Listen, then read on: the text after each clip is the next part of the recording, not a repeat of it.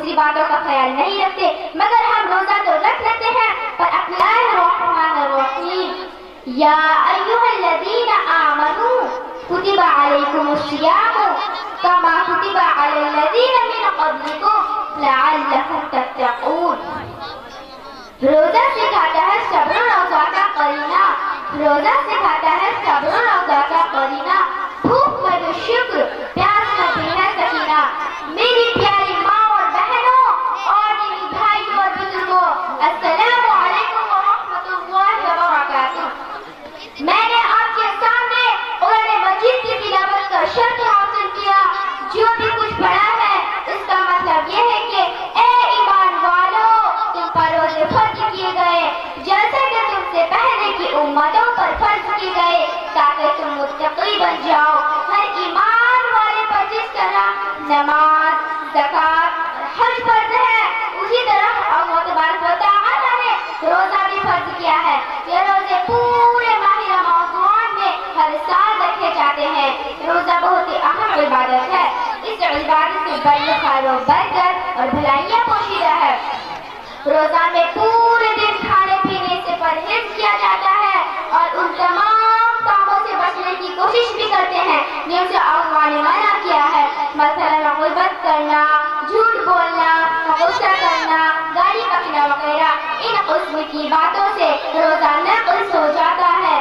روزہ ہم کو یہ سبق دیتا ہے کہ ہم ہر وقت اللہ کے حکموں کا خیال رکھیں اور اسی کے مطابق عمل کریں۔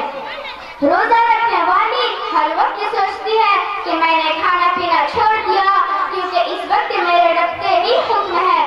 جب میں کھانا پینا اللہ کے حکم سے چھوڑ دیا ہے تو مجھ کو سبھی کام چھوڑ دینا چاہیے جس میں اللہ کی ناراضگی چھپی ہے، لہذا وہ تمام گناہوں سے بچنے کی کوشش بھی کرتے ہیں۔ اسی کا نام تقویٰ ہے۔ تقویٰ کی یہ صفت پیدا کرنے کے لیے ہر روزہ دار کو مسلسل ایک مہینہ کا موقع ملتا ہے۔ صحیح معنوں میں اگر روزہ کا حق ادا کیا جائے تو ہر روزہ دار متقی اور پرہیزگار بن سکتا ہے۔ معزز سامعین حضرات، رمضان کے مبارک مہینہ میں قرآن پاک نازل ہوا، اس لیے اس ماہ میں زیادہ سے زیادہ قرآن پاک کی تلاوت کی جاتی ہے۔ عشاء کی نماز کے بعد تراویح ہوتی ہے اور جس میں روزانہ تھوڑا تھوڑا قرآن پاک پڑھا جاتا ہے۔ اس طرح پورے مہینہ میں کم از کم ایک بار پورا قرآن شریف سننے کو مل جاتا ہے۔ مگر بڑی افسوس کی بات ہے کہ ہم مسلمان روزہ کا صحیح قضا نہیں کر پاتے اور نہ ہی قرآن پاک کا حق ادا کرتے ہیں۔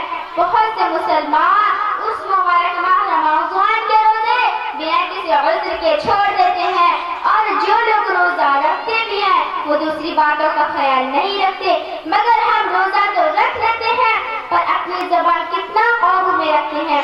باوجود روزہ دار ہونے کے ہم اسی طرح جھوٹ، گالی گلوچ، سخت کلامی اور غیبت کی عادت میں مبتلا رہتے ہیں۔ روزہ کا بہانہ بنا کر کام میں سستی کرتے ہیں، آرام پر آرام کرتے ہیں۔ ہمارے مزاج میں چڑچڑاپن پیدا ہو جاتا ہے۔ اگر ہمارے ماتحت کچھ ملازم ہے تو بات بات پر ان پر برس پڑتے ہیں۔ افطار کے وقت کھانے پر ایسا ٹوٹتے ہیں جیسے بھوکا بھیڑیا بکری پر چپٹتا ہے۔ عشاء کی نماز جیسے جیسے ادا کرتے ہیں اور تراویح میں قرآن پاک کا سننا اور غور کرنا سے دور کی باتیں آنگ آنگ کر گرتے ہیں۔ سحری کھا کر اکثر لوگ سو جاتے ہیں اور فجر کی نماز قضا کر دیتے ہیں۔ ہمارا یہ عمل رمضان اور قرآن کے ساتھ کھلواڑ نہیں تو اور کیا ہے۔ رمضان المبارک میں قرآن پاک کی زیادہ سے زیادہ تلاوت اور اس کے مطالعہ کا اہتمام کرنے کا موقع ملتا ہے۔ رمضان کے بعد بھی قرآن فہمی کے اس سلسلے کو جاری رکھنا چاہیے اور اس کے معانی و مطالب کو سمجھ کر اس کے مطابق عمل کرنے کی کوشش کرنی چاہیے۔ قرآن صرف تاقوں کی زینت بننے کے لیے نہیں آیا ہے بلکہ اس لیے آیا ہے کہ اس کی تعلیمات پر عمل کیا جائے، اس کے انقلابی پیغام کو پوری دنیا میں عام کیا جائے اور اس کے بتائے ہوئے نظام حیات کو پورے عالم میں قائم کرنے کی کوشش کی جائے۔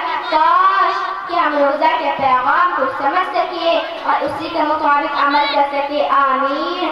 روزہ سکھاتا ہے صبر करीना, रोजा सिखाता है सब्र रोजा का करीना, भूख में भी शुक्र, प्यास में भी है सकीना, वो